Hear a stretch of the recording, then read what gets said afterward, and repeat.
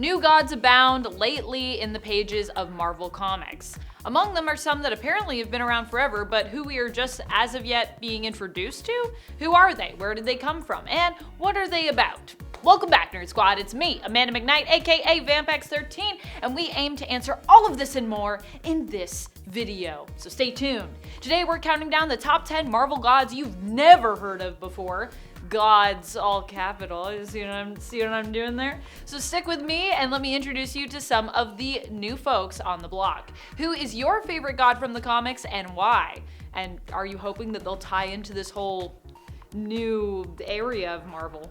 Number 10, Wynn, aka Sir Redwyn, Lord of the Highlands, Root of the World Tree, Salt of the Earth. When it comes to his alignment, we don't really know where he falls yet. He claims he's been alive for so long that it gets hard to discern between good and evil.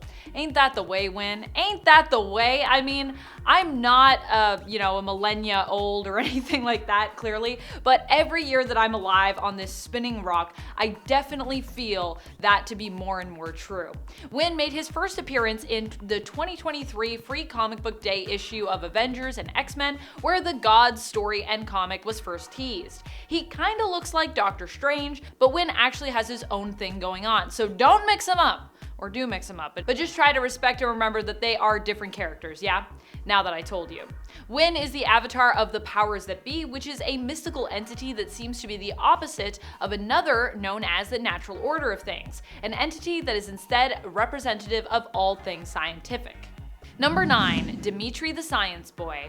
Dimitri is a pretty interesting member of the Gods group. While he works for the natural order of things as a proxy, he is also known to work for Wynn as well, so he helps to bridge the gap between the two opposing sides. While the powers that be and the natural order of things oppose one another, they also both agreed to sort of balance one another out by making sure that each of their servants has ties to the other side.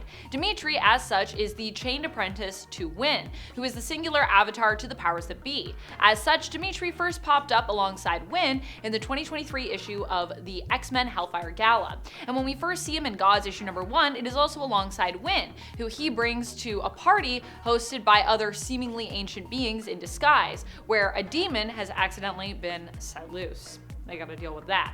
Number 8, the powers that be. The powers that be is a mysterious entity that has only been referred to in a few different issues of comics as of yet. They are supposedly an immensely powerful entity and god representing everything weird and magical in the world.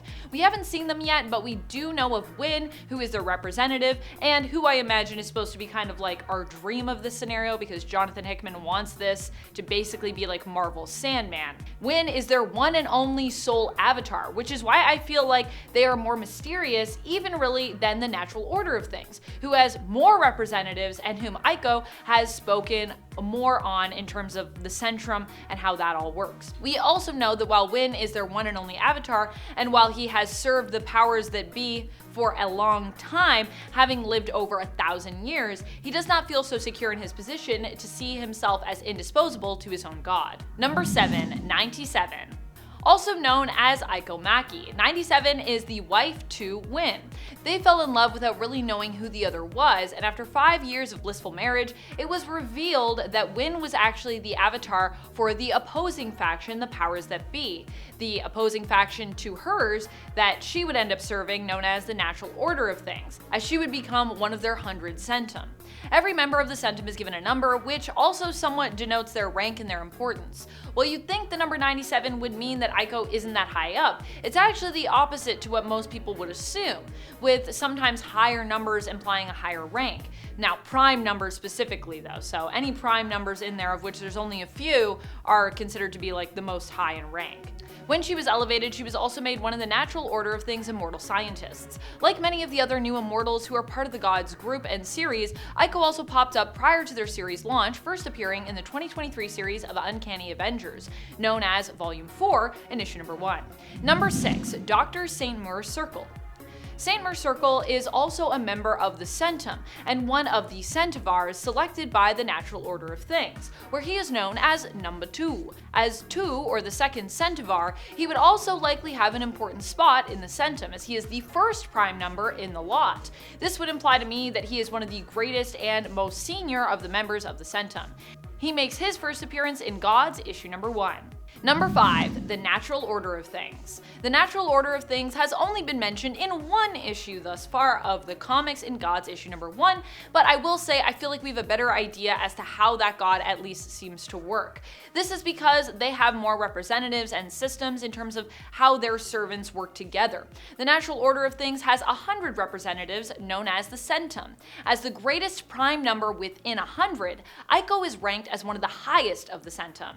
There also seems to be different groups who are also responsible for different things, and when Aiko goes to meet with Win and tells him they need to separate, she implies that the theorists of their order had predicted Win's response and also estimated an 84% chance that their gods and factions would return to war with one another unless certain things were to happen. At the same time, I do feel like it's possible both Aiko and Win were being manipulated and that their marriage could have created peace actually between these two groups, which is why their gods, who of course hate one another, would be against that happening to, maintain the feud. So I'm not sure if I believe the reasoning there, but that's what we're going with so far. Number 4, Mia the Magic Girl. So here's the thing. We really don't know that much about Mia the Magic Girl from Gods. We don't even know if she'll be one of the main people in Gods or what's happening with her yet, but I have a sneaking suspicion that there will be more to her than meets the eye. Speaking of meeting, at the time of this recording, we haven't met her yet. This is also why you likely haven't heard of this Gods character. She is set to make her first debut in Gods issue number 2, which comes out on November 8th of 2023, so long as schedules stay as they are for this comic.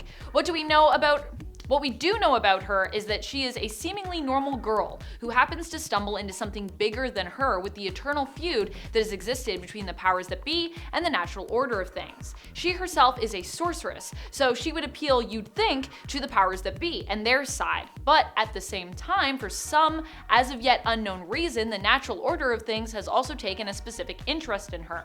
It's also interesting that her character design has her in a red coat, which means she somewhat bears a design resemblance. Thank you. It's also interesting that her character design with her red coat would mean that she somewhat bears a design resemblance to Win, the avatar of the powers that be. Number 3, Cubisk Core. Cubisk Core at this point in the series is maybe even more mysterious than Mia, despite having at least already made his first appearance in Gods issue number 1. Well, what do we know about Cubisk? We know that he is a proto-mage who people thought was dead for a long time, but he's definitely not. And we know that he's out to destroy possibly all of existence. He stole the staff of the Living Tribunal, which honestly sounds pretty impressive, I don't even know how you would do that, and attempted to use it to start a cataclysmic Babylon event. It's unknown just exactly which god Cubisk serves at this point. Definitely one of the biggest mystery villains we have yet to meet in this first issue as well, so pretty impressive. Number 2, the Living Tribunal. The Living Tribunal has probably made the most comic book appearances of all those that are mentioned on this list, but they're still not someone most casual superhero and Marvel fans would be familiar with. Trey, have you ever heard of the Living Tribunal? No. Alright, see, there we got one. And they are actually relevant to this story of the new characters I'll mainly be covering on the list. I was actually hoping that the Living Tribunal would make an appearance in the MCU in She-Hulk, but instead we got Kevin, which, while delightfully odd and meta, perfectly suiting, I thought, She-Hulk, was not exactly what I was hoping for as a comics fan. In fact, I think perhaps the only reference to the Living Tribunal I can recall in the MCU is the staff of the Living Tribunal, which has appeared there, which Baron Mordo at one point wields. The Living Tribunal is one of the most powerful gods in all of existence in the Marvel multiverse, who represents all of multiversal law and justice, the direct representative for the one above all. However, they ended up being slain, and so an alternate reality version of Adam Warlock was chosen by the one above all to take their place. So now that is who the Living Tribunal is.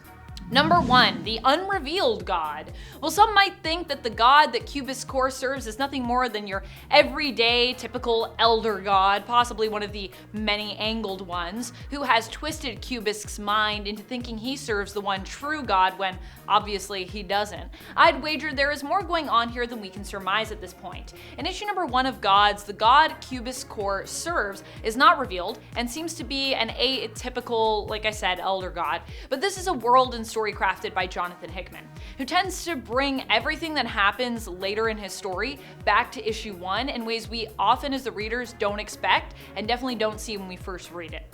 I imagine there might be more going on here with who Cubisk Core actually serves, even if at the end of the day, he's just an upstart mage, apparently from Georgia. It also might have to do with that alternate reality originating John Wilkes Booth penny that Wynne finds, which sent him on his journey to save the day in that first issue. That's about it. Until next time, you stay nerdy, YouTube.